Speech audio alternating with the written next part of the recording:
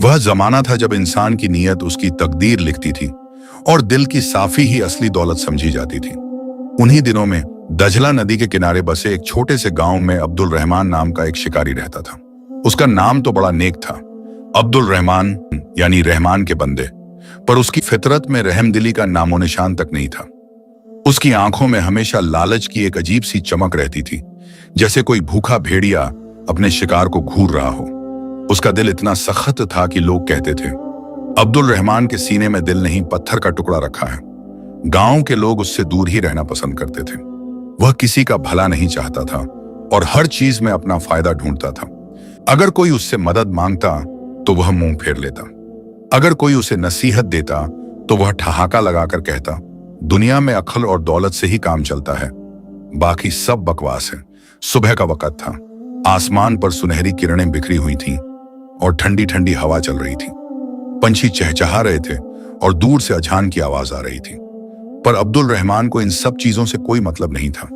उसने अपने कंधे पर जाल लटकाया, हाथ में लंबी बर्छी उठाई, कमर में तेज धार वाला चाकू खोसा और निकल पड़ा। रास्ते में गांव के बुजुर्ग हाजी इब्राहिम मिले। उन्होंने हाथ उठाकर सलाम किया और कहा, बेटे आज जुमे का दिन है, पहले नमाज पढ़ लो फिर शिकार पर जाना। अब्दुल रहमान ने बेपरवाही से जवाब दिया, हाजी साहब नमाज से पेट नहीं भरता, मुझे तो शिकार करना है, वरना आज घर में चूल्हा ही नहीं जलेगा। हाजी इब्राहिम ने दुखी होकर सर हिलाया और धीरे से कहा, अल्लाह तुम्हें हिदायत दे बेटे, याद रखना जो अल्लाह को भूलता है अल्लाह भी उसे भुला देता है। अब्दुल रहमान बिना कुछ सुने आगे बढ़ गया। अब्दुल रहमान घने जंगल में दाखिल हुआ। चारों तरफ ऊंचे ऊंचे पेड़ थे, जिनकी शाखाएं इतनी घनी थीं कि सूरज की रोशनी भी मुश्किल से जमीन तक पहुंच पाती थी। जंगल में अजीब सी खामोशी थी, सिर्फ हवा के झोंके और दूर से आती चिड़ियों की आवाजें सुनाई देती थीं। उसने अपने जाल यहां वहां लगाए, कहीं झाड़ियों में, कहीं पेड़ों के नीचे, कहीं पानी के झरने के पास। वह सोच रहा था कि आज तो जरूर कोई बड़ा शिकार हाथ लगेगा, शायद कोई हिरन या फिर कोई जंगली सुअर, फिर उसे बाजार में अच्छे दाम मिलेंगे। पर वक्त गुजरता गया और उसके जाल खाली के खाली रहे। सुबह से दोपहर हो गई, दोपहर से शाम हो गई। सूरज धीरे धीरे पश्चिम की तरफ ढलने लगा और आसमान का रंग नारंगी लाल होने लगा। अब्दुल रहमान परेशान होकर इधर उधर भटकता रहा। उसने हर जाल को बार बार चेक किया, पर कहीं कुछ नहीं मिला। न कोई हिरन, न कोई खरगोश, न कोई तीतर, न कोई बटेर, कुछ भी नहीं। उसका माथा गुस्से से तमतमा उठा। वह चिड़चिड़ाकर बड़बड़ाने लगा, यह कैसा बदनसीब दिन है, पूरा दिन बर्बाद हो गया और एक भी शिकार हाथ नहीं लगा। अब घर जाकर क्या मुंह दिखाऊंगा। निराश होकर अब्दुल रहमान अपने जाल समेटने लगा। तभी आखिरी जाल के पास पहुंचकर उसने देखा कि उसमें एक नन्ही सी गिलहरी फंसी हुई है। गिलहरी की छोटी छोटी आंखें डर से फैली हुई थीं और वह ची ची करके रो रही थी। उसकी छोटी सी पूंछ जाल में उलझी हुई थी और वह बेचारी छूटने की कोशिश कर रही थी। अब्दुल रहमान ने उसे देखकर एक कड़वी हंसी हंसी। बस इतनी सी चीज हाथ लगी है आज, पर कोई बात नहीं, कुछ नहीं से यह भी अच्छा है, बाजार में कोई बच्चा इसे खरीद ही लेगा। उसने जाल की तरफ हाथ बढ़ाया कि तभी पीछे से एक आवाज आई, या अल्लाह, ये क्या जुल्म है अब्दुल रहमान, इस मासूम जान पर भी तेरा दिल नहीं पिघलता। अब्दुल रहमान ने पलट कर देखा। उसकी पड़ोसन साकिना बीबी वहां खड़ी थी। साकिना बीबी गांव की सबसे नेक दिल औरत थी। उनकी उम्र 60 के करीब थी और उनके चेहरे पर अल्लाह के नूर की एक अजीब सी चमक थी। वह हमेशा गरीबों की मदद करती थी और बेजुबानों पर रहम करती थी।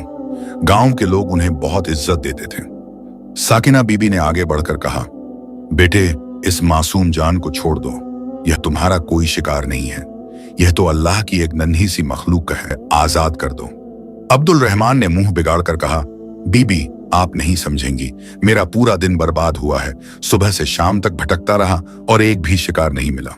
अब यह छोटी सी चीज ही मेरे हाथ लगी है, मुझे भी तो अपने घर का चूल्हा जलाना है, रोटी का इंतजाम करना है। साकिना बीबी की आंखों में दर्द भर आया। वह जानती थीं कि अब्दुल रहमान का दिल बहुत सख्त है और उसे समझाना आसान नहीं है, पर फिर भी उन्होंने एक बार फिर कोशिश की। बेटे अल्लाह रोजी देने वाला है, जे आज नहीं मिला वह कल मिलेगा, पर इस बेजुबान पर जुल्म मत करो, यह तुम्हें गुनाह में डाल देगा। अब्दुल रहमान ने उनकी बात को हवा में उड़ा दिया। बस करो बीबी, यह सब अंधविश्वास है, मैं किसी के गुनाह सवाब में नहीं पड़ता, मुझे तो बस अपना पेट भरना है। साकिना बीबी ने देखा कि अब्दुल रहमान किसी भी कीमत पर गिलहरी को छोड़ने वाला नहीं है। उन्होंने एक लंबी सांस ली और फिर अपनी कमर से एक छोटी सी पोटली निकाली। यह पोटली उन्होंने बड़ी मेहनत से बचा कर रखी थी। इसमें 4-5 सोने के सिक्के थे। ले लो यह सिक्के और इस बेजुबान को आजाद कर दो। अब्दुल रहमान की आंखें सिक्कों की चमक देखते ही चमक उठी। उसने झट से सिक्के अपनी हथेली में उठा लिए, उन्हें दांतों से काट कर जांचा और फिर अपनी जेब में रख लिया। ठीक है बीबी, आपकी खातिर इस बार छोड़ देता हूं। उसने जाल खोला और गिलहरी बाहर कूदकर भागने लगी। पर भागते भागते गिलहरी एक बार रुकी, पीछे मुड़कर देखा और उसकी छोटी सी आंखों में जैसे एक दुआ थी या शायद एक लानत। फिर वह झाड़ियों में गायब हो गई। साकिना बीबी ने अब्दुल रहमान को घूरते हुए कहा, सुन ले अब्दुल रहमान, आज तूने एक बेजुबान की आजादी के बदले में सोना लिया है। तूने अपने लालच को अपने ईमान से ऊपर रखा है। याद रख, यह लालच एक दिन तुझे भारी पड़ेगा। आज तूने एक मासूम जान को तड़पाया है और कल तेरी किस्मत तुझसे सब कुछ छीन लेगी। तू अमीर बनने का सपना देख रहा है, पर तेरा यह लालच तुझे बर्बाद कर देगा। अब्दुल रहमान ने जोर का ठहाका लगाया। हाँ हाँ हाँ, बस करो बीबी, ये सब पुराने जमाने की बातें हैं। आज का जमाना अक्ल और मेहनत का है। जो होशियार है वही दुनिया में कामयाब होता है और मैं बहुत होशियार हूं। मुझे किसी की दुआ बद्दुआ से कोई फर्क नहीं पड़ता। साकिना बीबी ने कुछ नहीं कहा, बस दुखी होकर सर हिलाया और धीरे धीरे वापस गांव की तरफ चल दी। जाते जाते उन्होंने आसमान की तरफ देखा और धीरे से कहा, या अल्लाह, इस बंदे को सही रास्ता दिखा, इससे पहले कि बहुत देर हो जाए। अब्दुल रहमान घर वापस लौटा। उसने सोने के सिक्के अपनी पोटली में छुपा दिए और सोचने लगा, आज का दिन तो बेकार गया, पर कम से कम यह सिक्के तो मिल गए। रात हो गई, बाहर घना अंधेरा छा गया और ठंडी हवा चलने लगी। आसमान में बादल घिर आए और दूर से बिजली की चमक दिखाई दी। अब्दुल रहमान अपने बिस्तर पर लेट गया, पर उसे नींद नहीं आ रही थी। उसके मन में एक अजीब सी बेचैनी थी। साकिना बीबी की बातें बार बार उसके कानों में गूंज रही थी। तेरा लालच तुझे एक दिन भारी पड़ेगा। वह करवटें बदलने लगा। तभी अचानक उसे कुछ याद आया। कुछ महीने पहले उसने हाजी इब्राहिम से एक अजीब कहानी सुनी थी। वह कहानी एक रहस्यमयी जंगल की थी, जिसे अनोखा जंगल कहते थे। वह जंगल गांव से बहुत दूर पहाड़ों के पार था। कहते थे कि उस जंगल में जादू होता था और वहां ऐसी ऐसी चीजें थीं जो इंसान के होश उड़ा दें। हाजी इब्राहिम ने बताया था कि उस जंगल में एक अजीब तोता रहता है। वह तोता इतना बड़ा है कि उसके पंखों का फैलाव 3 हाथ का है। और सबसे अजीब बात यह थी कि वह तोता इंसानों की तरह बोलता था, सलीस उर्दू में। और वह सिर्फ बोलता ही नहीं था, बल्कि भविष्य भी बताता था। जो उससे कुछ पूछता वह सच सच बता देता। पर हाजी इब्राहिम ने यह भी कहा था, बेटे, उस जंगल में जाना खतरे से खाली नहीं है। वहां जो जाता है वह या तो अमीर बनकर लौटता है या फिर कभी वापस नहीं लौटता। अब्दुल रहमान उस वक्त इस कहानी को सुनकर हंस दिया था, पर आज रात के इस सन्नाटे में उसके मन में लालच की एक नई चिंगारी सुलग उठी। अगर मैं उस जंगल में जाकर उस तोते को पकड़ लूं, उसने सोचा, तो मैं इतना अमीर बन जाऊंगा कि सारी जिंदगी आराम से गुजारूंगा। लोग दूर दूर से आकर मुझसे अपना भविष्य जानने के लिए पैसे देंगे। मैं शहर में एक बड़ा मकान खरीदूंगा, अच्छे कपड़े पहनूंगा और लोग मेरी इज्जत करेंगे। यह ख्याल उसके दिमाग में इस कदर घर कर गया कि वह पूरी रात सो नहीं सका। वह बार बार करवट बदलता रहा और उस तोते के बारे में सोचता रहा। सुबह होते ही अब्दुल रहमान उठ गया। उसने अपना फैसला कर लिया था, वह उस अनोखे जंगल में जरूर जाएगा, चाहे कुछ भी हो जाए। उसने अपना सामान जमा किया, जाल, रस्सी, चाकू, थोड़ा खाना और पानी की मशक। फिर वह हाजी इब्राहिम के घर गया। हाजी साहब सुबह की नमाज पढ़कर तस्बीह पर बैठे। अब्दुल रहमान को देखते ही बोले, आओ बेटे, क्या बात है, आज इतनी सुबह कैसे आ गए? अब्दुल रहमान ने झिझकते हुए कहा, हाजी साहब, वह अनोखा जंगल जिसके बारे में आपने बताया था, वह कहाँ है? हाजी इब्राहिम की आंखों में परेशानी के भाव आ गए। क्यों बेटे, तुम वहां जाना तो नहीं चाहते? जी हाँ हाजी साहब, मुझे उस जंगल को देखना है। हाजी इब्राहिम ने गहरी सांस ली। बेटे, मैंने तुम्हें मना किया था, वह जंगल बहुत खतरनाक है। वहां जो जाता है उसकी जिंदगी बदल जाती है। पर मैं जानता हूं कि तुम मेरी बात नहीं मानोगे। तुम्हारे दिल में लालच घर कर चुका है। बस रास्ता बता दीजिए हाजी साहब। हाजी इब्राहिम ने उसे रास्ता समझाया। गांव से उत्तर की तरफ 3 दिन चलते रहो, फिर तुम्हें एक बड़ी पहाड़ी मिलेगी, उसे पार करो। उसके बाद एक घाटी आएगी और उसी घाटी में वह अनोखा जंगल है। पर याद रखना बेटे, जो लालच में वहां जाता है वह कभी खुशी से वापस नहीं लौटता। अब्दुल रहमान ने उनकी चेतावनी को अनदेखा किया, सलाम किया और चल दिया। रास्ते में उसे यासिर चाचा मिले। यासिर चाचा गांव के एक बूढ़े शिकारी थे जिन्होंने अपनी जवानी में कई खतरनाक जंगलों में शिकार किया था। कहां जा रहे हो बेटे? यासिर चाचा ने पूछा। उत्तर की तरफ चाचा, एक जंगल देखने जा रहा हूं। यासिर चाचा ने शक भरी नजरों से देखा। कहीं तुम उस अनोखे जंगल की तरफ तो नहीं जा रहे? अब्दुल रहमान चुप रहा। यासिर चाचा ने सर हिलाया। मैं जानता था, तुम्हारी आंखों में लालच की चमक साफ दिख रही है। सुनो बेटे, मैं भी एक बार उस जंगल के करीब गया था, पर मैं अंदर नहीं गया क्योंकि मैंने वहां ऐसी ऐसी चीजें देखी जो इंसान की अकल उड़ा दें। वहां एक तोता है जो इंसानों की तरह बोलता है और वहां एक जादूगर भी आता है। पर याद रखना, वो जादूगर किसी का दोस्त नहीं है। जादूगर? अब्दुल रहमान ने हैरानी से पूछा। हाँ, कोई नहीं जानता वह कौन है, पर कहते हैं कि वह तोते से भविष्य पूछता है। अगर तुम उस तोते को पकड़ने की सोच रहे हो तो सावधान रहना, वह तोता मामूली नहीं है। अब्दुल रहमान ने यासिर चाचा को धन्यवाद दिया और आगे बढ़ गया। अब्दुल रहमान 3 दिन और 3 रात चलता रहा। उसने गर्मी झेली, भूख झेली और थकान झेली, पर उसका लालच उसे आगे बढ़ाता रहा। आखिरकार चौथे दिन उसे वह पहाड़ी दिखाई दी। वह एक ऊंची काली पहाड़ी थी जिसके ऊपर हमेशा बादल छाए रहते थे। उसने पहाड़ी चढ़ना शुरू किया। शाम तक वह पहाड़ी पार कर चुका था और फिर उसके सामने वह घाटी आ गई। घाटी में घना जंगल था, इतना घना कि अंदर क्या है बाहर से कुछ दिखाई नहीं देता था।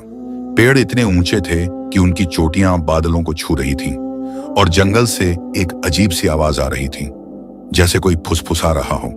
अब्दुल रहमान के दिल में एक पल के लिए डर उठा, पर फिर उसने अपने आप को समझाया, नहीं, मैं यहां तक आ गया हूं, अब पीछे नहीं हटूंगा। और वह जंगल में दाखिल हो गया। साकिना बीबी की आखिरी चेतावनी उसके कानों में फिर से गूंजी, तेरा लालच तुझे एक दिन भारी पड़ेगा। पर अब्दुल रहमान ने उसे अनदेखा कर दिया। अब्दुल रहमान जंगल में दाखिल हुआ तो उसे महसूस हुआ कि यह कोई आम जंगल नहीं था। यहाँ की हवा अलग थी, यहाँ की खामोशी अलग थी और यहाँ के पेड़ों में भी कुछ अजीब सा था। पेड़ इतने ऊंचे और घने थे कि सूरज की रोशनी जमीन तक पहुंचने में नाकाम हो रही थी। चारों तरफ अंधेरा अंधेरा, जैसे रात हो गई हो। वह धीरे धीरे आगे बढ़ता रहा। उसके कदमों की आवाज सूखे पत्तों पर गूंज रही थी। कभी कभी कोई चिड़िया अचानक फड़फड़ाकर उड़ जाती तो उसका दिल धक से रह जाता, पर वह अपने आप को संभालता और आगे बढ़ता रहता। घंटों चलने के बाद भी उसे कुछ खास नजर नहीं आया, बस पेड़, झाड़ियां और अंधेरा। वह सोचने लगा, शायद हाजी साहब और यासिर चाचा ने सिर्फ कहानियां सुनाई थी, यहां कोई जादू टोना नहीं है। पर तभी अचानक उसने देखा कि एक पेड़ के तने पर कुछ निशान बने हुए हैं। वह करीब गया तो देखा कि वह निशान किसी ने खुरच कर बनाए हैं, जैसे वो कोई तीर का निशान हो या फिर कोई इशारा। शायद यह रास्ता दिखाने के लिए है, उसने सोचा। उसने उसी दिशा में चलना शुरू किया। कुछ दूर जाने के बाद उसे फिर से एक पेड़ पर वैसे ही निशान मिले, फिर एक और, फिर एक और। वह निशानों का पीछा करता। अब्दुल रहमान को लगा कि वह सही रास्ते पर जा रहा है, पर धीरे धीरे उसे एहसास हुआ कि कुछ अजीब हो रहा है। वह बार बार एक ही जगह पर लौट आ रहा था। एक बार उसने एक खास पेड़ को याद किया जिसकी शाख टेढ़ी थी, पर कुछ देर बाद वह फिर उसी पेड़ के सामने खड़ा था। यह क्या हो रहा है, उसने परेशान होकर सोचा। उसने दूसरी दिशा में जाने की कोशिश की, पर फिर से वही नतीजा। वह चक्कर काट रहा था, जैसे किसी ने उसे भूल भुलैया में फंसा दिया हो। घबराहट में उसने तेज कदमों से चलना शुरू किया, पर जितना तेज वह चलता उतना ही ज्यादा वह उलझता जाता। उसके माथे पर पसीना आ गया, दिल जोर जोर से धड़कने लगा। तभी अचानक उसे दूर से एक रोशनी दिखाई दी, एक हल्की सी सुनहरी रोशनी, जैसे कोई मशाल जल रही हो। वहां जरूर कोई है, उसने सोचा। वह उस रोशनी की तरफ बढ़ने लगा। पेड़ों की शाखें उसका रास्ता रोक रही थीं, पर वह उन्हें हटाता और आगे बढ़ता रहा। कुछ ही देर में वह एक खुली जगह पर पहुंच गया। यह एक छोटा सा मैदान था जहां पेड़ नहीं थे, और इस मैदान के बीचों बीच एक बहुत पुराना, बहुत विशाल बरगद का पेड़ खड़ा था। इस पेड़ की जड़ें इतनी मोटी और फैली हुई थीं कि लगता था जैसे धरती को जकड़ रखा हो। अब्दुल रहमान उस बरगद के पेड़ की तरफ बढ़ा। तभी अचानक उसकी नजर पेड़ की एक मोटी शाख पर पड़ी। वहां एक तोता बैठा था, पर यह कोई मामूली तोता नहीं था। यह इतना बड़ा था कि अब्दुल रहमान ने अपनी जिंदगी में कभी ऐसा तोता नहीं देखा था। उसके पंखों का रंग गहरा हरा था, जिस पर सुनहरी धारियां थीं। उसकी चोंच लाल थी और उसकी आंखें ऐसी थीं जैसे किसी इंसान की हों। उनमें एक अजीब सी समझदारी थी, एक गहराई थी। तोते ने अब्दुल रहमान को देखा पर कुछ नहीं बोला, बस चुपचाप बैठा रहा। अब्दुल रहमान की सांसें रुक सी गई। तो यही है वह तोता, उसने मन में सोचा। यासिर चाचा सही कह रहे थे, यह कोई आम तोता नहीं है। वह धीरे धीरे आगे बढ़ा। उसके मन में लालच की आग और तेज हो गई।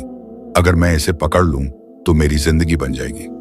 पर वह जानता था कि इतने बड़े तोते को यूं ही पकड़ना आसान नहीं होगा। उसे कोई योजना बनानी होगी।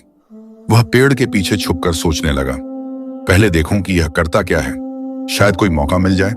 अब्दुल रहमान छुपकर तोते को देख रहा था। तभी अचानक उसने एक आवाज सुनी। यह आवाज जंगल के दूसरी तरफ से आ रही थी, किसी के कदमों की आवाज। वह और सतर्क होकर छुप गया। थोड़ी देर में एक अजीब सा शख्स मैदान में दाखिल हुआ। वह एक लंबा तगड़ा आदमी था, जिसकी दाढ़ी सफेद थी और आंखें बहुत तेज थीं। उसने एक काली चादर ओढ़ रखी थी जो जमीन तक लटकती थी। उसके हाथ में एक लाठी थी, जिसके ऊपर एक अजीब सा पत्थर जड़ा हुआ था, जो हल्का सा चमक रहा था। अब्दुल रहमान का दिल धक से रह गया। यह कौन है? वह शख्स बरगद के पेड़ के पास गया और तोते की तरफ देखकर बोला, आओ सुलेमान, बहुत दिन हो गए तुमसे बात किए। तोते ने अपनी गर्दन घुमाई और फिर अचानक बोला, पर यह आवाज कोई चिड़िया की नहीं थी, यह एक इंसान की आवाज थी, साफ सलीस उर्दू में। आओ हकीम साहब, बहुत दिन हो गए आपको देखे। अब्दुल रहमान को यकीन नहीं हुआ। उसने अपने कान मले। क्या यह सच में तोता बोल रहा है? हकीम साहब यानी वह जादूगर मुस्कुराए। सुलेमान, आज मैं तुमसे एक सवाल पूछने आया हूं। मुझे अपना भविष्य जानना है। तोते ने अपने पंख फैलाए और फिर बोला, हकीम साहब, आप जानते हैं कि मैं भविष्य बता सकता हूं, पर आप यह भी जानते हैं कि हर जवाब की एक कीमत होती है। मैं कीमत चुकाने को तैयार हूं। तोते ने कुछ पल चुप रहकर सोचा, फिर बोला, ठीक है, पूछो। हकीम साहब ने गहरी सांस ली और पूछा, मेरी मौत कब आएगी? तोता एकदम चुप हो गया। कुछ पल तक वह बिल्कुल स्थिर रहा, जैसे पत्थर की मूरत हो। फिर उसकी आंखें एक अजीब सी चमक से भर गईं और उसने धीरे धीरे जवाब दिया, हकीम साहब, आपकी मौत अगले पूर्णिमा की रात को आएगी। वह दर्द भरी होगी, पर जल्दी खत्म हो जाएगी। आपकी रूह को सुकून मिलेगा। हकीम साहब के चेहरे पर एक पल के लिए दुख का भाव आया, पर फिर उन्होंने संभल कर सिर हिलाया। शुक्रिया सुलेमान, मुझे यही जानना था। अब्दुल रहमान छुपकर यह सब सुन रहा था और उसका दिल धक धक कर रहा था। उसने अपनी आंखों से देखा था, तोता सच में बोल रहा था और वह भविष्य भी बता रहा था। यह तो कमाल है, उसने मन में सोचा। अगर मैं इस तोते को पकड़ लूं तो मैं दुनिया का सबसे अमीर आदमी बन जाऊंगा। लोग मुझे ढेर सारा पैसा देंगे अपना भविष्य जानने के लिए। उसके मन में लालच की आग और तेज हो गई, पर वह जानता था कि अभी वह जादूगर मौजूद है, इसलिए कुछ करना खतरनाक होगा। हकीम साहब ने तोते की तरफ देखा और कहा, सुलेमान, मेरे पास तुम्हारे लिए एक और बात है। मैं जानता हूं कि मेरी मौत करीब है, इसलिए मैं तुम्हें एक रहस्य बताना चाहता हूं। तोते ने अपनी गर्दन झुकाई। कहिए हकीम साहब। हकीम साहब ने तोते के करीब जाकर धीरे से उसके कान में कुछ कहा। अब्दुल रहमान चाहकर भी नहीं सुन सका कि वह क्या कह रहे थे। उसकी आवाज इतनी धीमी थी कि सिर्फ तोता ही सुन सकता था। तोते ने सुनकर अपनी आंखें बंद कर लीं और फिर धीरे से बोला, मैं समझ गया हकीम साहब, मैं इस रहस्य को अपने सीने में रखूंगा। हकीम साहब ने तोते के सिर पर हाथ रखा, जैसे आशीर्वाद दे रहे हों। फिर वह मुड़े और चुपचाप जंगल में गायब हो गए। जादूगर के जाने के बाद अब्दुल रहमान कुछ देर तक छुपा रहा। वह यह देखना चाहता था कि तोता अब क्या करेगा। तोता कुछ देर तक चुपचाप बैठा रहा, फिर उसने अपने पंख फैलाए और एक लंबी सांस ली। फिर वह फिर से अपनी आंखें बंद करके बैठ गया, जैसे सो रहा हो।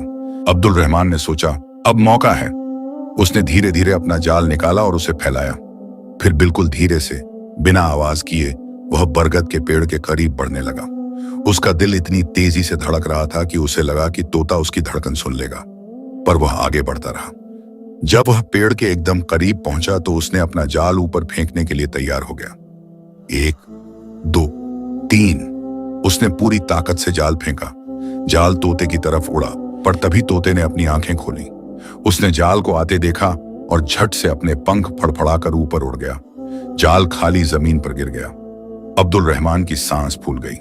नहीं, तोता ऊपर मंडराने लगा और फिर अचानक बोला, कौन हो तुम और मुझे पकड़ने की कोशिश क्यों कर रहे हो? अब्दुल रहमान हक्का बक्का रह गया। तोता सीधे उससे बात कर रहा था। वह कुछ नहीं बोल पाया। तोता नीचे उतरा और एक नीची शाख पर बैठ गया। उसकी आंखों में गुस्सा नहीं था, बल्कि एक अजीब सी दया थी। तुम वही हो ना जो लालच में यहां आए हो? तोते ने पूछा। अब्दुल रहमान ने हिम्मत करके कहा, हाँ, मैं तुम्हें पकड़ना चाहता हूं। मुझे तुम्हारी जरूरत है। तोते ने सर हिलाया। तुम्हें मेरी जरूरत है या मेरी शक्ति की? तुम मुझसे लोगों का भविष्य बताकर पैसा कमाना चाहते हो, है ना? अब्दुल रहमान चुप रहा। उसकी चुप्पी ही उसका जवाब थी। तोते ने एक लंबी सांस ली। देखो इंसान, मैं तुम्हें एक बात बताता हूं। तुम मुझे पकड़ सकते हो, मैं तुम्हारा विरोध नहीं करूंगा, पर सुनो, अगर तुम मुझे पकड़ोगे तो तुम्हारी जिंदगी बदल जाएगी और वह बदलाव तुम्हें पसंद नहीं आएगा। अब्दुल रहमान ने हंसकर कहा, मुझे कोई फिक्र नहीं, मैं सिर्फ अमीर बनना चाहता हूं, ठीक है? तोते ने कहा, तो फिर मैं तुम्हारे साथ चलूंगा, पर याद रखना, जब वक्त आएगा तो तुम मुझे दोष मत देना। अब्दुल रहमान को यकीन नहीं हो रहा था। तोता खुद ही उसके साथ चलने को तैयार हो गया था। उसने जल्दी से अपना एक पुराना पिंजरा निकाला जो उसने साथ लाया था। तोता चुपचाप उस पिंजरे में घुस गया। अब्दुल रहमान ने पिंजरे का दरवाजा बंद किया और एक लंबी सांस ली। आखिरकार अब मेरी किस्मत चमकने वाली है। तोता पिंजरे में बैठा हुआ उसे देख रहा था। उसकी आंखों में अब भी वही दया थी। एक बात याद रखना अब्दुल रहमान, तोते ने कहा। अब्दुल रहमान चौंका। तुम्हें मेरा नाम कैसे पता? मैं बहुत कुछ जानता हूं, तोते ने जवाब दिया, और मैं यह भी जानता हूं कि तुम्हारे दिल में क्या है। पर सुनो, मैं तुम्हारे लिए लोगों का भविष्य बताऊंगा। मैं तुम्हें अमीर बनाऊंगा, पर एक शर्त है। क्या शर्त? अब्दुल रहमान ने पूछा। तोते ने गंभीर होकर कहा, तुम मुझसे कभी भी अपना भविष्य मत पूछना, समझे? कभी भी नहीं। अब्दुल रहमान ने हंसकर कहा, ठीक है, मुझे अपना भविष्य जानने में कोई दिलचस्पी नहीं, मुझे बस पैसा चाहिए। याद रखना, तोते ने फिर कहा। यह चेतावनी है, अगर तुमने अपना भविष्य पूछा तो बहुत बुरा होगा। पर अब्दुल रहमान ने उसकी बात को हवा में उड़ा दिया। वह तो बस अपनी कामयाबी के सपने देख रहा था। जब अब्दुल रहमान पिंजरा उठाकर जंगल से बाहर निकलने लगा तो तोते ने अचानक कहा, अब्दुल रहमान, तुम जानते हो कि हकीम साहब ने मुझे क्या रहस्य बताया था? अब्दुल रहमान रुक गया। नहीं, क्या बताया था? तोता चुप रहा, फिर धीरे से बोला, वह रहस्य तुम्हारे बारे में था। अब्दुल रहमान का दिल धक से रह गया। मेरे बारे में? हाँ, तोते ने कहा। हकीम साहब ने कहा था कि एक लालची शिकारी आएगा जो मुझे पकड़ेगा और वह शिकारी अपने लालच की वजह से बर्बाद हो जाएगा। उन्होंने मुझे बताया कि यह कैसे होगा। अब्दुल रहमान के रोंगटे खड़े हो गए। तो तुम जानते हो कि मेरे साथ क्या होगा? तोते ने सिर हिलाया। हाँ, मैं जानता हूं, पर मैं तुम्हें नहीं बता सकता क्योंकि तुमने मुझसे अपना भविष्य नहीं पूछा है, और अगर तुमने पूछा तो तुम्हारी मौत तय है। अब्दुल रहमान एक पल के लिए डर गया, पर फिर उसने अपने आप को संभाला। बकवास, यह सब डराने की बातें हैं, मैं किसी से नहीं डरता। तोता कुछ नहीं बोला, बस चुपचाप बैठा रहा। अब्दुल रहमान ने पिंजरा उठाया और जंगल से बाहर निकलने लगा। उसके मन में लालच के साथ साथ अब एक अजीब सी बेचैनी भी थी। तोते की बातें उसके दिमाग में गूंज रही थीं। हकीम साहब ने मेरे बारे में क्या रहस्य बताया होगा, वह सोच रहा था। और तोते ने क्यों कहा कि अगर मैंने अपना भविष्य पूछा तो मैं मर जाऊंगा? पर फिर उसने अपने मन को समझाया, नहीं, मैं डरूंगा नहीं, मैं अमीर बनूंगा और फिर देखता हूं कि कौन मुझे रोकता है। वह गांव की तरफ चल पड़ा। पिंजरे में तोता चुपचाप बैठा था और उसकी आंखों में एक गहरा दुख था। हकीम साहब का आखिरी रहस्य अभी भी छुपा हुआ था और अब्दुल रहमान को नहीं पता था कि वह रहस्य एक दिन उसकी जिंदगी को तबाह कर देगा।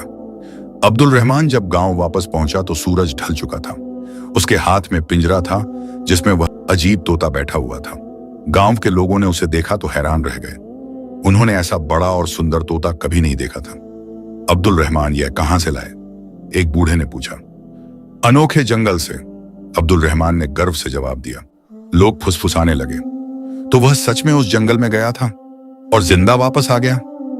अब्दुल रहमान अपने घर पहुंचा और पिंजरे को अपने कमरे में रख दिया। वह थक गया था, पर उसके मन में एक अजीब सी बेचैनी थी। तोता चुपचाप बैठा हुआ उसे देख रहा था। तो अब क्या? अब्दुल रहमान ने तोते से पूछा।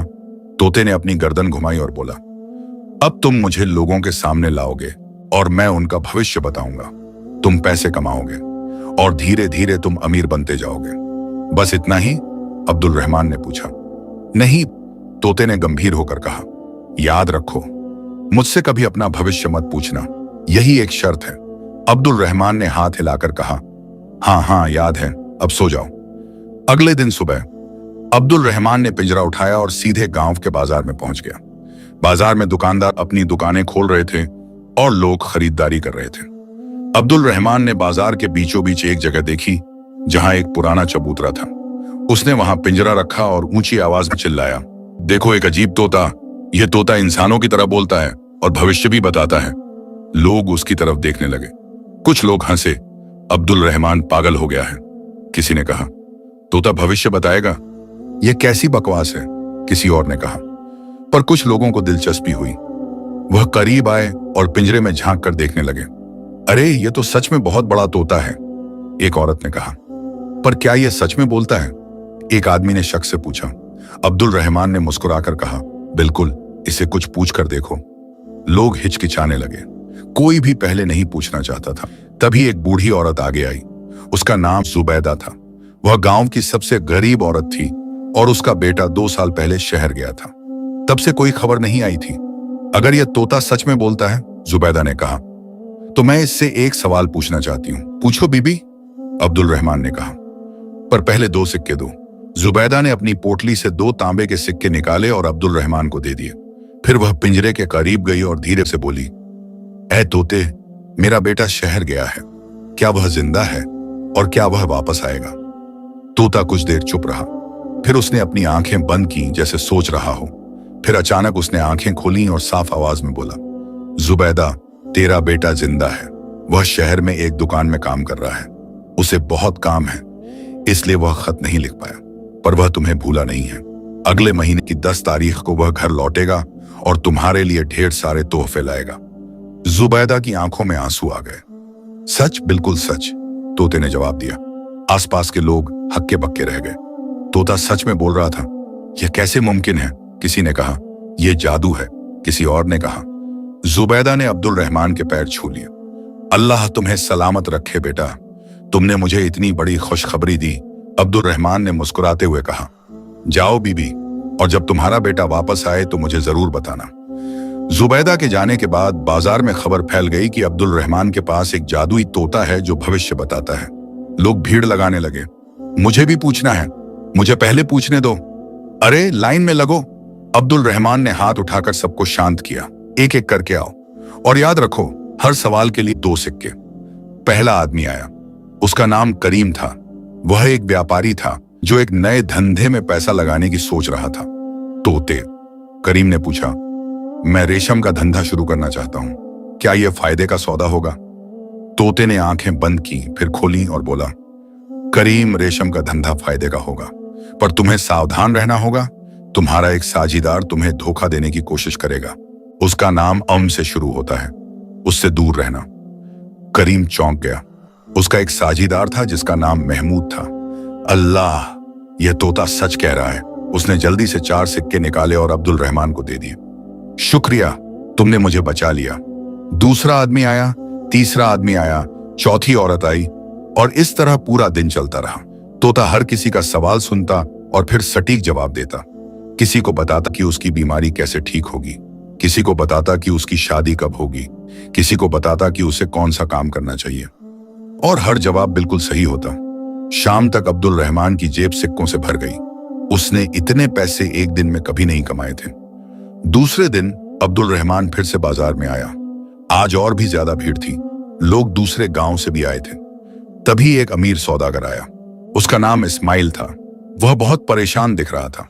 सुनो, इस्माइल ने अब्दुल रहमान से कहा, मेरे घर से पिछली रात बहुत सारे सोने के सिक्के चोरी हो गए हैं। मुझे नहीं पता चोर कौन है। क्या तुम्हारा तोता मुझे बता सकता है? अब्दुल रहमान ने मुस्कुराकर कहा, बिल्कुल, पर इसके लिए 10 सिक्के लगेंगे। इस्माइल ने बिना हिचकिचाहट के 10 चांदी के सिक्के निकाल कर दे दिए। अब्दुल रहमान ने तोते की तरफ देखा। बताओ चोर कौन है? तोते ने अपनी आंखें बंद की। इस बार वह बहुत देर तक चुप रहा। लोग बेसब्री से इंतजार करने लगे। फिर तोते ने आंखें खोली और बोला, इस्माइल, तुम्हारे घर में चोरी तुम्हारे अपने नौकर ने की है। उसका नाम हसन है। उसने सिक्के अपने घर की छत के नीचे एक पुराने मटके में छुपा रखे हैं। अगर तुम अभी जाओगे तो तुम्हें वह मटका मिल जाएगा। इस्माइल दौड़ता हुआ अपने घर गया। बाजार के बहुत सारे लोग उसके पीछे पीछे गए। आधे घंटे बाद इस्माइल वापस आया। उसके हाथ में एक थैला था जो सिक्कों से भरा हुआ था। उसके चेहरे पर खुशी थी। तोते ने सही कहा था। इस्माइल ने खुशी से चिल्लाकर कहा, हसन के घर में मटका मिल गया और उसमें मेरे सारे सिक्के थे। हसन ने अपना गुनाह कबूल भी कर लिया। यह सुनते ही पूरा बाजार शोर मचाने लगा। लोग अब्दुल रहमान को घेर कर खड़े हो गए। यह तोता तो कमाल का है, इसने चोर को पकड़वा दिया। यह तो अल्लाह का करिश्मा है। इस्माइल ने अब्दुल रहमान को 20 और सिक्के दिए। यह तुम्हारी इनाम है, तुमने मेरी इतनी बड़ी मदद की। अब्दुल रहमान का सीना गर्व से चौड़ा हो गया। चोरी के केस के बाद अब्दुल रहमान की शोहरत पूरे इलाके में फैल गई। दूसरे गांवों से लोग आने लगे, फिर शहर से लोग आने लगे, फिर दूर के इलाकों से भी लोग आने लगे। अब्दुल रहमान ने सोचा कि बाजार में बैठना ठीक नहीं है। उसने गांव के बाहर एक छोटा सा घर किराए पर लिया। वहां उसने एक बड़ा कमरा बनवाया जहां लोग आकर तोते से सवाल पूछ सकते थे। हर रोज सुबह से शाम तक लोगों की लाइन लगी रहती। कोई अपनी बीमारी के बारे में पूछता, कोई अपनी शादी के बारे में, कोई अपने धंधे के बारे में, कोई अपने दुश्मनों के बारे में, और तोता हर सवाल का जवाब देता। हर जवाब सटीक होता। एक दिन एक बड़ा जमींदार आया। उसका नाम नवाब साहब था। उन्होंने पूछा, मेरे खेतों में इस साल बारिश होगी या नहीं?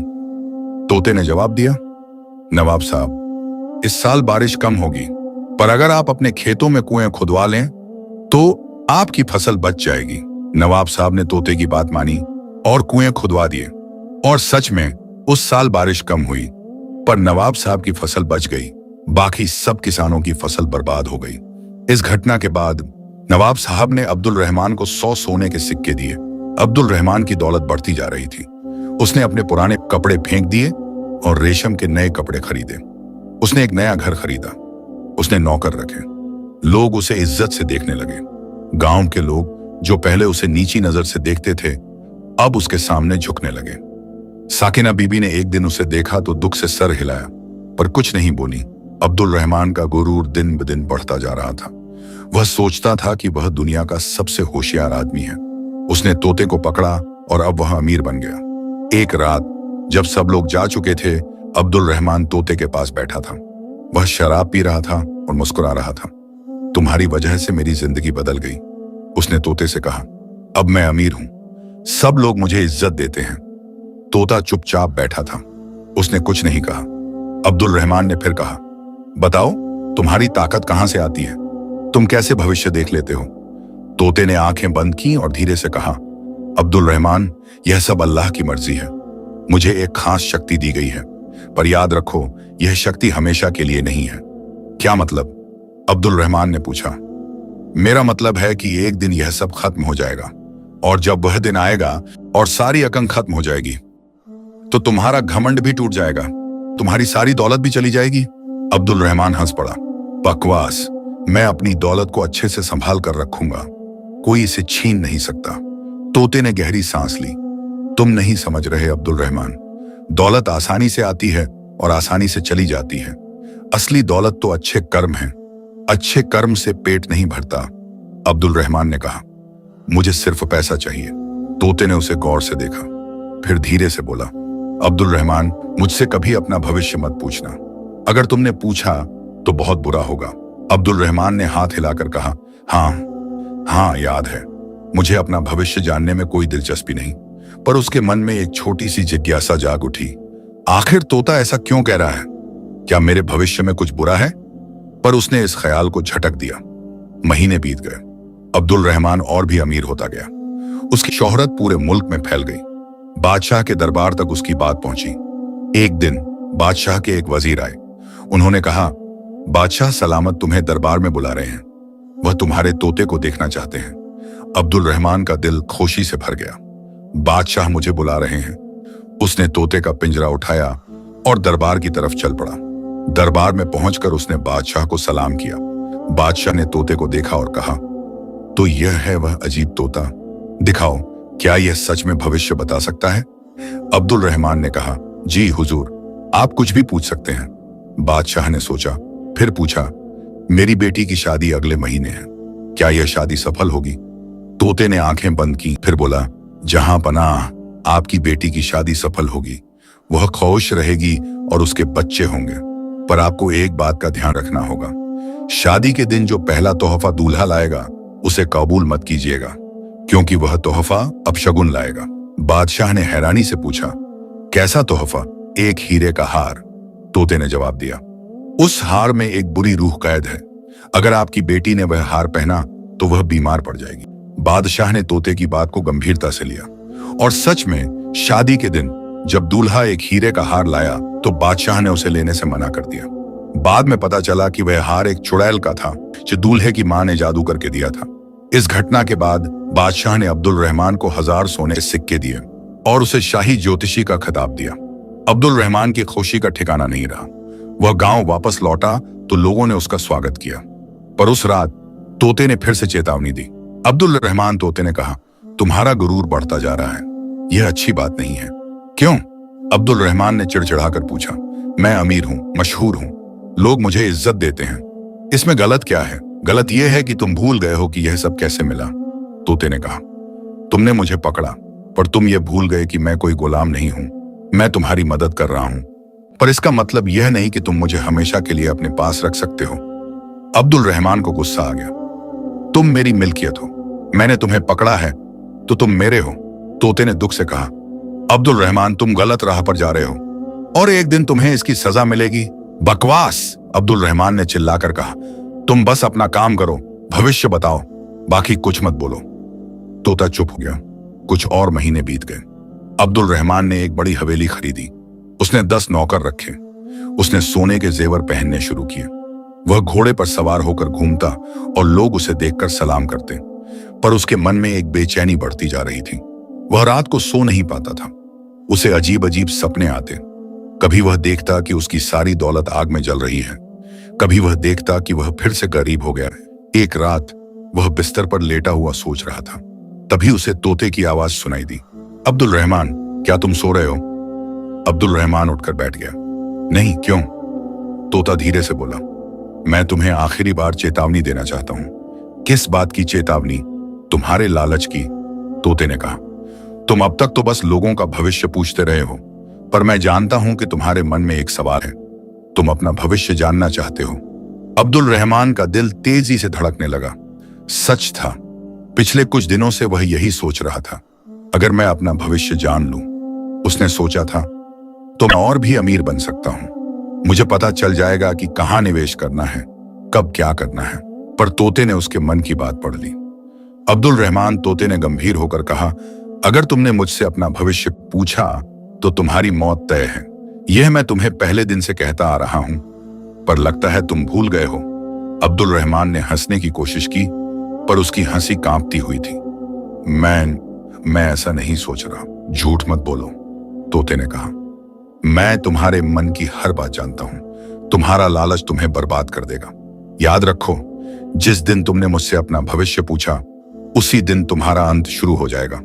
अब्दुल रहमान के रोंगटे खड़े हो गए, पर उसने हिम्मत दिखाते हुए कहा, ठीक है, मैं नहीं पूछूंगा। तोता फिर से चुप हो गया। अब्दुल रहमान ने पूरी रात करवटें बदली। तोते की चेतावनी उसके कानों में गूंज रही थी, पर उसके मन में लालच की आग भी धधक रही थी। अगर मैं अपना भविष्य जान लूं, वह सोच रहा था, तो मैं इतना अमीर बन जाऊंगा कि बादशाह से भी ज्यादा। फिर मुझे किसी चीज की चिंता नहीं रहेगी। पर दूसरी तरफ तोते की चेतावनी भी उसे डरा रही थी। अगर मैंने पूछा तो मेरी मौत हो जाएगी। वह दुविधा में फंस गया था। लालच और डर दोनों उसे अलग अलग दिशाओं में खींच रहे थे, और इसी दुविधा में वह धीरे धीरे अपने अंत की तरफ बढ़ता जा रहा था। साकिना बीबी ने एक दिन उसे रास्ते में देखा तो धीरे से कहा, अब्दुल रहमान, अभी भी वक्त है, तौबा कर ले। पर अब्दुल रहमान ने उनकी बात अनसुनी कर दी। हाजी इब्राहिम ने भी उसे समझाने की कोशिश की, बेटा, दौलत इंसान को अंधा कर देती है, अल्लाह से डरो। पर अब्दुल रहमान का दिल अब पत्थर बन चुका था। वह नहीं जानता था कि उसकी जिंदगी में जल्द ही एक बड़ा मोड़ आने वाला है। एक ऐसा मोड़ जो उसकी सारी दुनिया को उलट पुलट कर रख देगा। अब्दुल रहमान की जिंदगी अब सपनों जैसी हो गई थी। उसकी नई हवेली में 10 कमरे थे, जिनमें से हर कमरा कीमती सामान से भरा था। एक कमरे में सोने के सिक्कों से भरे बक्से रखे थे, दूसरे कमरे में चांदी के बर्तन थे, तीसरे कमरे में रेशमी कपड़े और कीमती जेवर थे। उसके 10 नौकर थे जो उसकी हर ख्वाहिश पूरी करते थे।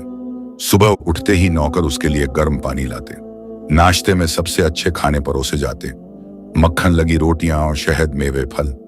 दोपहर को वह अपनी हवेली के आंगन में बैठता और लोग उसके पास आकर तोते से सवाल पूछते।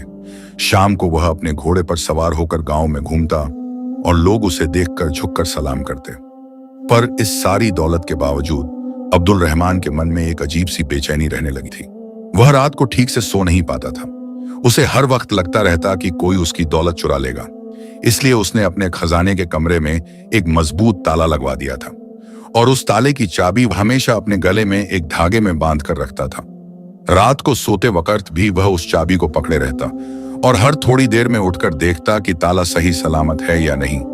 तोता उसे चुपचाप देखता रहता। एक दिन तोते ने कहा, अब्दुल रहमान, तुम इतने परेशान क्यों रहते हो? तुम्हारे पास इतनी दौलत है, फिर भी तुम खुश नहीं हो। अब्दुल रहमान ने चिड़चिड़ाकर जवाब दिया, तुम क्या जानो, दौलत कमाना आसान है पर उसे संभालना बहुत मुश्किल है। मुझे डर लगता है कि कोई मेरी दौलत चुरा न ले। तोते ने धीरे से कहा, जो चीज डर से संभाली जाती है वह कभी सुकून नहीं देती। दौलत पाती जाती रहती है, असली सुकून तो दिल की साफी में है। बस करो अपनी नसीहतें, अब्दुल रहमान ने गुस्से से कहा। तुम्हारा काम है भविष्य बताना, बाकी बातें मत करो। तोता चुप हो गया। एक रात अब्दुल रहमान बहुत थका हुआ था। दिन भर लोगों की भीड़ लगी रही थी। उसने बहुत सारे सोने के सिक्के कमाए थे और उन्हें अपने खजाने के कमरे में रख दिया था। फिर उसने ताला लगाया, चाबी गले में डाली और सोने चला गया। उस रात उसे बहुत गहरी नींद आ गई। शायद इसलिए कि वह बहुत थका हुआ था या शायद इसलिए कि उसने रात के खाने में ज्यादा खा लिया था। नींद इतनी गहरी थी कि उसे कुछ पता ही नहीं चला। सुबह जब वह उठा तो उसने देखा कि उसके गले से चाबी गायब थी, धागा कटा हुआ था और चाबी नदारद। उसका दिल धक से रह गया। वह उठकर भागा और खजाने के कमरे की तरफ दौड़ा। दरवाजा खुला हुआ था। अंदर जाकर देखा तो उसकी सांस रुक गई। सारे बक्से खाली पड़े थे। सोने के सिक्के, चांदी के सिक्के, जेवर, सब कुछ गायब था। दीवारों पर टंगी कीमती तस्वीरें भी उतारी हुई थीं। फर्श पर रखे कीमती कालीन भी नहीं थे। अब्दुल रहमान की आंखों के सामने अंधेरा छा गया। उसने अपने सिर को पकड़ लिया और जोर से चीखा, नहीं, मेरी दौलत, मेरी सारी दौलत। उसके नौकर दौड़कर आए। उन्होंने देखा तो वह भी हैरान रह गए। मालिक, यह कैसे हो गया? एक नौकर ने पूछा। चोर आ गए, अब्दुल रहमान चिल्लाया। किसी ने मेरी सारी दौलत चुरा ली। नौकरों ने पूरी हवेली में तलाशी ली पर कोई सुराग नहीं मिला। चोर बिल्कुल साफ सुथरे तरीके से काम कर गए थे। उन्होंने कोई निशान तक नहीं छोड़ा था। अब्दुल रहमान पागलों की तरह इधर उधर दौड़ने लगा। मेरी दौलत, मेरी मेहनत की कमाई सब गायब हो गई। उसने अपने नौकरों को पकड़ा और चिल्लाया, तुम लोगों ने चोरी की है, तुम में से ही किसी ने मेरी दौलत चुराई है। नौकर घबरा गए। नहीं मालिक, हमने कुछ नहीं किया, हम तो सारी रात अपने कमरों में सोते रहे। झूठ बोल रहे हो। अब्दुल रहमान ने एक नौकर को धक्का देकर गिरा दिया। तुम सबने मिलकर मेरे साथ साजिश की है। पर नौकर सच बोल रहे थे, उन्होंने कुछ नहीं किया था। अब्दुल रहमान पागल हो गया था। वह अपने बालों को नोच रहा था और जमीन पर बैठकर रो रहा था। मेरी सारी मेहनत बर्बाद हो गई, अब मैं क्या करूंगा? तभी उसकी नजर तोते के पिंजरे पर पड़ी। तोता चुपचाप बैठा हुआ उसे देख रहा था। अब्दुल रहमान का दिमाग तेजी से चलने लगा। यह तोता, यह भविष्य बता सकता है तो इसे पता होना चाहिए था कि मेरे साथ चोरी होने वाली है। वह उठा और तोते के पिंजरे की तरफ बढ़ा। उसकी आंखों में गुस्सा था। तुम, उसने तोते की तरफ उठाकर कहा, तुम जानते थे कि मेरे साथ चोरी होने वाली है, फिर भी तुमने मुझे नहीं बताया। तोते ने शांति से जवाब दिया, अब्दुल रहमान, मैं सिर्फ वही बताता हूं जो मुझसे पूछा जाता है। तुमने मुझसे अपने बारे में कुछ नहीं पूछा। तो क्या? अब्दुल रहमान चिल्लाया, तुम्हें खुद ही बता देना चाहिए था। तुम्हारी वजह से मैं अमीर बना और अब तुम्हारी वजह से ही मैं लुट गया। ये मेरी गलती नहीं है, तोते ने कहा। और यह भी याद रखो, मैंने तुम्हें पहले ही कहा था कि दौलत आती जाती रहती है। चुप रहो, अब्दुल रहमान ने पिंजरे को हिलाकर कहा। तुम बस बहाने बना रहे हो। अगर तुम चाहते तुम मुझे बचा सकते थे। तोते ने दुख से कहा, अब्दुल रहमान, तुम गलत रास्ते पर जा रहे हो। तुम्हारा गुस्सा तुम्हारी अक्ल पर हावी हो रहा है। मेरी अक्ल की बात मत करो। अब्दुल रहमान ने चिल्लाकर कहा, अब मैं तुमसे सवाल पूछूंगा और तुम्हें जवाब देना होगा। अब्दुल रहमान ने गहरी सांस ली और तोते से पूछा, बताओ मेरी दौलत किसने चुराई? चोर कौन है? तोते ने आंखें बंद की। कुछ देर तक वह चुप रहा, फिर धीरे से बोला, तुम्हारी दौलत तुम्हारे ही एक नौकर ने चुराई है। उसका नाम जमील है। वह तुम्हारा सबसे पुराना नौकर है। अब्दुल रहमान को यकीन नहीं हुआ। जमील? पर वह तो मेरे साथ 5 साल से है। उसने ऐसा क्यों किया? क्योंकि तुम उसके साथ बुरा बर्ताव करते थे। तोते ने कहा, तुम उसे कम तनख्वाह देते थे और उससे बहुत ज्यादा काम लेते थे। उसके दिल में तुम्हारे लिए नफरत थी, इसीलिए उसने तुम्हारा बदला लिया। अब्दुल रहमान का खून खौल उठा। जमील, वह कमीना, मैं उसे नहीं छोड़ूंगा। उसने जमील को बुलाया। जमील घबराते हुए आया। तुमने मेरी दौलत चुराई है, अब्दुल रहमान ने चिल्लाकर कहा। जमील का चेहरा पीला पड़ गया। मालिक, मैंने, कबूल है या नहीं? अब्दुल रहमान ने उसका गला पकड़ लिया। जमील की आंखों में आंसू आ गए। हाँ मालिक, मैंने की है, पर मैंने इसलिए किया क्योंकि आप मुझे इंसान नहीं समझते थे। आप मुझसे गुलाम की तरह काम लेते थे। मैं तंग आ गया था। अब्दुल रहमान ने उसे धक्का देकर गिरा दिया। मुझे तुम्हारी कहानी नहीं सुननी। बताओ, मेरी दौलत कहां है? जमील रोते हुए बोला, मैंने उसे गांव से बाहर जंगल में एक पुरानी गुफा में छुपा दिया है। वह पूरब की तरफ 5 मील दूर है। अब्दुल रहमान ने फौरन कुछ नौकरों को लिया और उस जगह पर गया। सच में उन्हें गुफा में सारी दौलत मिल गई। वह वापस आया तो उसके चेहरे पर एक अजीब सी मुस्कुराहट थी। देखा, मेरी दौलत वापस आ गई। पर तोते ने चेतावनी दी, अब्दुल रहमान, यह खुशी ज्यादा दिन की नहीं है। दौलत वापस पाकर अब्दुल रहमान थोड़ा राहत महसूस करने लगा। उसने इस बार और भी मजबूत ताले लगवाए, पहरेदार रख दिए। पर उसके मन में एक नया ख्याल आने लगा। अगर तोता मुझे बता सकता है कि मेरी दौलत किसने चुराई, तो वह यह भी बता सकता है कि भविष्य में मेरे साथ क्या होगा। अगर मैं अपना भविष्य जान लूं तो मैं हर मुसीबत से बच सकता हूं। यह ख्याल उसके दिमाग में घर कर गया। वह दिन रात बस यही सोचता रहता। तोता उसे देख रहा था। एक दिन तोते ने कहा, अब्दुल रहमान, मुझे पता है तुम क्या सोच रहे हो। तुम अपना भविष्य जानना चाहते हो। अब्दुल रहमान चौंक गया। तुम्हें कैसे पता? मैं तुम्हारे चेहरे पर देख सकता हूं, तोते ने कहा। तुम्हारी आंखों में लालच की वही चमक है जो पहले दिन थी। पर मैं तुम्हें आखिरी बार चेता रहा हूं। अगर तुमने मुझसे अपना भविष्य पूछा तो तुम्हारी मौत पक्की है। क्यों? अब्दुल रहमान ने पूछा। दूसरे लोगों का भविष्य बताने में कोई दिक्कत नहीं होती, तो मेरे भविष्य में क्या मसला है? तोते ने गहरी सांस ली। क्योंकि हकीम साहब ने मुझे एक खास शक्ति दी थी।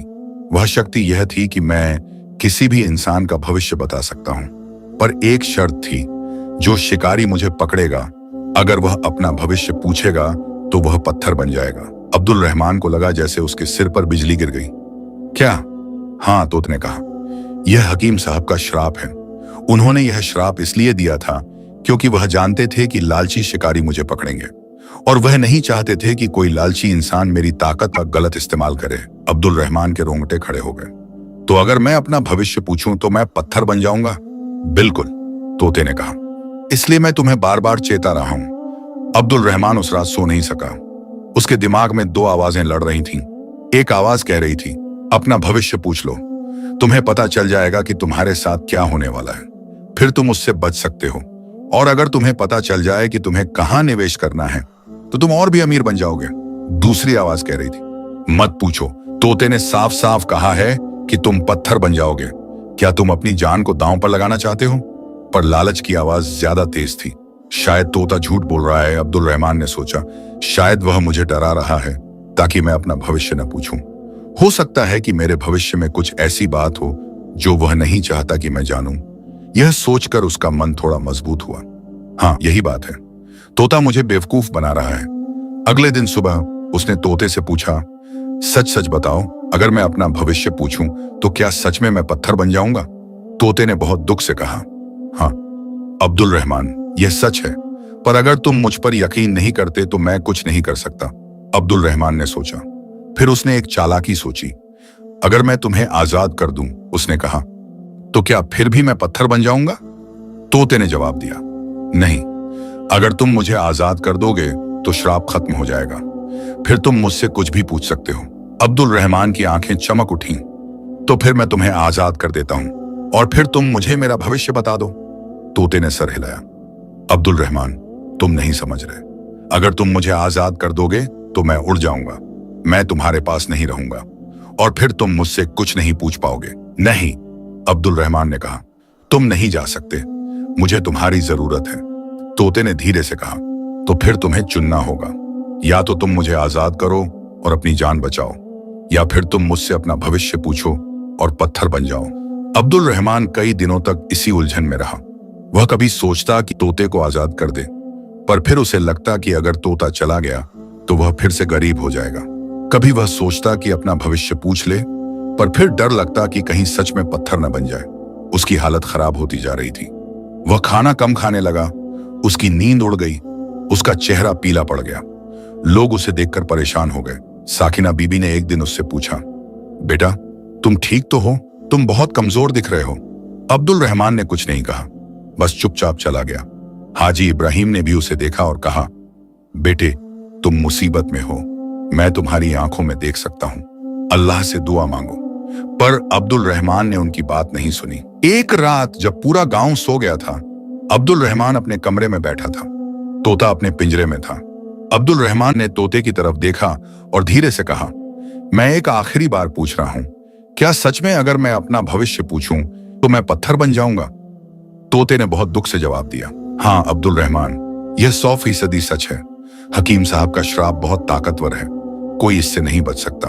अब्दुल रहमान ने कुछ देर सोचा, फिर उसने कहा, तो फिर एक बात बताओ, अगर मैं तुम्हें आजाद करूं तो क्या तुम मुझे एक आखिरी उपकार करोगे? क्या? तोते ने पूछा। अगर मैं तुम्हें आजाद करूं, अब्दुल रहमान ने कहा, तो क्या तुम मुझे सिर्फ इतना बता सकते हो कि मेरे पास दौलत रहेगी या नहीं? बस इतना ही, मैं अपना पूरा भविष्य नहीं पूछूंगा। तोते ने सर हिलाया। नहीं अब्दुल रहमान, यह भी तुम्हारे भविष्य का हिस्सा है। अगर तुमने यह भी पूछा तो तुम पत्थर बन जाओगे। अब्दुल रहमान का चेहरा लाल हो गया। तो फिर मैं क्या करूं? मुझे बताओ, तोते ने धीरे से कहा। तुम बस एक काम कर सकते हो, मुझे आजाद कर दो, अपनी दौलत का लालच छोड़ दो और एक नेक इंसान बन जाओ, बस इतना ही। पर अब्दुल रहमान इसके लिए तैयार नहीं था।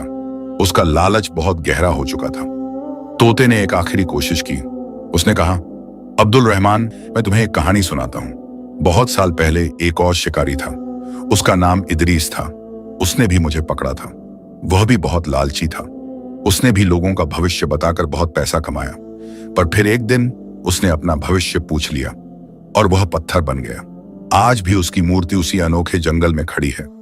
अब्दुल रहमान को लगा कि तोता सच बोल रहा है, पर फिर भी उसके मन में शक था। शायद वह इदरीस कमजोर था, उसने सोचा, पर मैं उससे ज्यादा होशियार हूं, मैं कोई रास्ता निकाल लूंगा।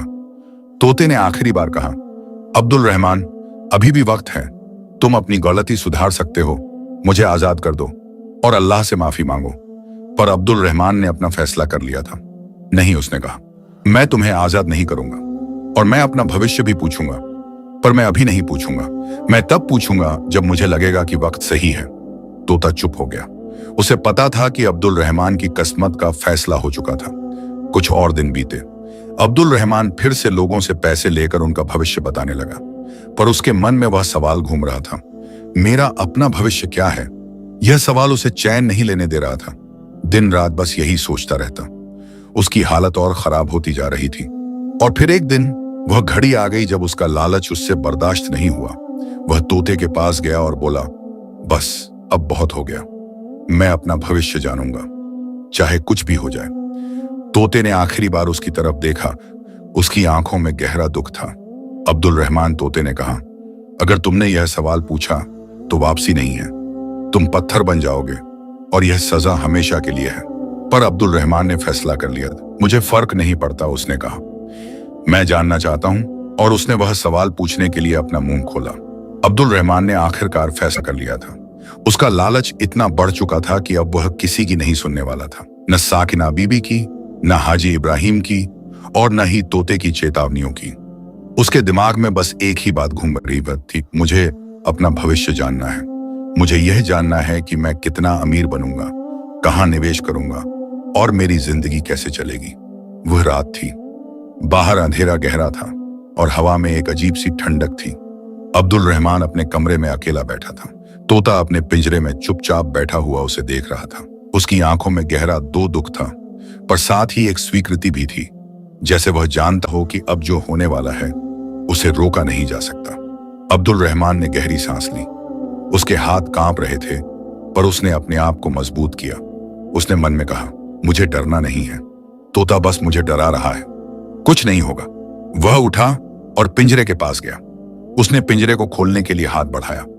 तोते ने उसे देखा और धीरे से कहा, अब्दुल रहमान, तुम क्या करने जा रहे हो? मैं तुम्हें आजाद करने जा रहा हूं, अब्दुल रहमान ने कहा। तोता चौंका, सच में? तुम मुझे आजाद कर रहे हो? हाँ, अब्दुल रहमान ने कहा, पर पहले तुम्हें मेरा एक सवाल का जवाब देना होगा। तोते का दिल डूब गया। वह समझ गया कि अब्दुल रहमान क्या पूछने वाला है। अब्दुल रहमान, तोते ने आखिरी बार कोशिश की, मत पूछो, अभी भी वक्त है, मुझे यूं ही आजाद कर, अपनी जान बचा लो। पर अब्दुल रहमान ने सिर हिला दिया। नहीं, मैं पूछूंगा और तुम्हें जवाब देना होगा। अब्दुल रहमान ने पिंजरे का दरवाजा खोल दिया। तोता बाहर निकला और एक शाख पर बैठ गया जो कमरे में रखी हुई थी। उसने अपने पंख फैलाए और एक लंबी सांस ली। आजादी, तोते ने धीरे से कहा। कितने दिनों बाद मुझे आजादी का एहसास हो रहा है। अब्दुल रहमान ने उसकी बात अनसुनी की। वह सीधे मुद्दे पर आया। अब बताओ, उसने कहा, अब तुम आजाद हो तो अब कोई श्राप नहीं है ना? अब तुम मुझे मेरा भविष्य बता सकते हो? तोते ने उसकी तरफ देखा। उसकी आंखों में करुणा थी। अब्दुल रहमान, तोते ने कहा, तुम गलत समझ रहे हो। श्राप सिर्फ पिंजरे से नहीं जुड़ा था। श्राप उस रिश्ते से जुड़ा था जो तुमने मुझे पकड़कर बनाया। तुम एक शिकारी हो और तुमने मुझे पकड़ा। यही श्राप की शर्त है। चाहे तुम मुझे आजाद कर दो, पर अगर तुमने अपना भविष्य पूछा तो श्राप काम करेगा। अब्दुल रहमान का चेहरा पीला पड़ गया। क्या मतलब? तुमने कहा था कि अगर मैं तुम्हें आजाद करूं तो श्राप खत्म हो जाएगा। नहीं, तोते ने सर हिलाकर कहा। मैंने कहा था कि अगर तुम मुझे बिना कुछ पूछे आजाद कर दो तो तुम बच जाओगे, पर तुमने मुझे इसलिए आजाद किया है ताकि तुम अपना भविष्य पूछ सको। यह असली आजादी नहीं है, यह एक चाल है और श्राप इस चाल को पहचानता है। अब्दुल रहमान की सांसें तेज हो गईं। नहीं, यह नहीं हो सकता, तोते ने दुख से कहा। अब्दुल रहमान, मैं तुम्हें आखिरी बार कह रहा हूं, मत पूछो, अभी भी वक्त है। मैं उड़कर चली जाऊंगी, तुम अपनी जिंदगी जियो। भले ही तुम अमीर नहीं रहोगे, वो कम से कम जिंदा तो रहोगे। पर अब्दुल रहमान के लालच ने उसकी अक्ल को पूरी तरह से ढक दिया था। उसे अब कुछ सुनाई नहीं दे रहा था। नहीं, उसने जोर से कहा, मैं पूछूंगा, तुम्हें जवाब देना होगा। अब्दुल रहमान ने सीधे तोते की आंखों में देखा और पूछा, बताओ, मेरे भविष्य में क्या है? मैं कितना अमीर बनूंगा? मेरी जिंदगी कैसी होगी? मेरी मौत कब आएगी? जैसे ही उसने यह सवाल पूछा, कमरे की हवा अचानक बदल गई। एक अजीब सी ठंडक फैल गई और तोते की आंखें एक अजीब नीली रोशनी से चमकने लगीं। तोता कुछ देर तक बिल्कुल चुप रहा, फिर उसने धीरे धीरे बोलना शुरू किया। उसकी आवाज अब पहले से अलग थी, गहरी, गूंजती हुई, जैसे किसी और दुनिया से आ रही हो। अब्दुल रहमान, तोते ने कहा, तुमने वह सवाल पूछ लिया जो तुम्हें कभी नहीं पूछना चाहिए था। अब मैं तुम्हें तुम्हारा भविष्य बताता हूं। अब्दुल रहमान की सांस रुक सी गई। उसे एक अजीब सा डर लग रहा था, पर साथ ही जिज्ञासा भी थी। तोते ने आगे कहा, तुम्हारे भविष्य में कोई अमीरी नहीं है, तुम्हारे भविष्य में कोई खुशी नहीं है, तुम्हारे भविष्य में बस एक ही चीज है, पत्थर बनना। क्या? अब्दुल रहमान चिल्लाया। हाँ, तोते ने कहा, हकीम साहब ने मुझे जो शक्ति दी थी उसमें एक श्राप भी था। जो शिकारी मुझे लालच से पकड़ेगा और फिर अपना भविष्य पूछेगा, वह तुरंत पत्थर बन जाएगा। यह श्राप टूट नहीं सकता, यह बदल नहीं सकता, यह अटल है। अब्दुल रहमान को लगा जैसे उसके पैरों के नीचे से जमीन खिसक गई। नहीं, यह नहीं हो सकता। हो सकता है, तोते ने कहा, और अब होगा भी। देखो, यह शुरू हो गया। अब्दुल रहमान ने अपने हाथों की तरफ देखा। उसकी उंगलियां सख्त होने लगी थीं। उनका रंग बदल रहा था, गुलाबी से धूसर, फिर धूसर से राख जैसा। नहीं, वह चिल्लाया, यह क्या हो रहा है? उसने अपने हाथों को हिलाने की कोशिश की, पर वे नहीं हिले, वे पत्थर बनते जा रहे थे। डर से उसकी चीख निकल गई, बचाओ, कोई मुझे बचाओ। पर कोई नहीं आया। कमरे का दरवाजा बंद था और रात इतनी गहरी थी कि उसकी आवाज बाहर तक नहीं पहुंची। पत्थर बनने का सिलसिला उसके हाथों से शुरू हुआ, फिर उसकी बाजुओं तक पहुंचा। उसके कंधे सख्त हो गए, उसकी छाती पत्थर बनने लगी। तोते, उसने गिड़गिड़ाकर कहा, मुझे माफ कर दो, मुझे बचा लो। तोते ने दुख से सर हिलाया। अब्दुल रहमान, मैं तुम्हें नहीं बचा सकता। यह श्राप हकीम साहब का है, मेरा नहीं। और यह श्राप इतना ताकतवर है कि कोई इसे तोड़ नहीं सकता। मैंने तुम्हें कितनी बार चेताया, पर तुमने नहीं सुना। तुम्हारे लालच ने तुम्हें यहां तक पहुंचाया है। अब्दुल रहमान की आंखों में आंसू आ गए। मैं गलत था, मुझे माफ कर दो, अब बहुत देर हो चुकी है, तोते ने कहा। पत्थर बनने का सिलसिला अब उसकी गर्दन तक पहुंच गया था। उसकी सांसें रुकने लगी, उसे बोलने में मुश्किल हो रही थी। उसने आखिरी बार कहने की कोशिश की, मैं गलत था। और फिर उसका मुंह भी पत्थर बन गया। उसकी आंखें खुली रह गईं, पर उनमें अब कोई रोशनी नहीं थी। वे भी पत्थर बन चुकी थीं। कुछ ही पलों में अब्दुल रहमान पूरी तरह से पत्थर की मूर्ति बन चुका था। तोता कुछ देर तक उस पत्थर की मूर्ति को देखता रहा। उसकी आंखों में गहरा दुख था। अब्दुल रहमान, तोते ने धीरे से कहा, मैंने तुम्हें बचाने की पूरी कोशिश की, पर तुमने अपने लालच को अपनी अकल से ऊपर रखा और यही तुम्हारा अंत बना। फिर तोते ने अपने पंख फैलाए। अब मुझे जाना होगा। मैं फिर से उस अनोखे जंगल में लौट जाऊंगा और वहां इंतजार करूंगा अगले लालची शिकारी का जो मुझे पकड़ने आएगा। तोता खिड़की की तरफ उड़ा। उसने एक बार पीछे मुड़कर देखा। अलविदा अब्दुल रहमान, काश तुमने मेरी बात सुनी होती। और वह उड़कर अंधेरी रात में गायब हो गया। अगली सुबह जब अब्दुल रहमान के नौकर उठे तो उन्हें अजीब लगा कि मालिक अभी तक बाहर नहीं आए। मालिक आज बहुत देर से सो रहे हैं, एक नौकर ने कहा। चलो उन्हें जगाते हैं, दूसरे ने कहा।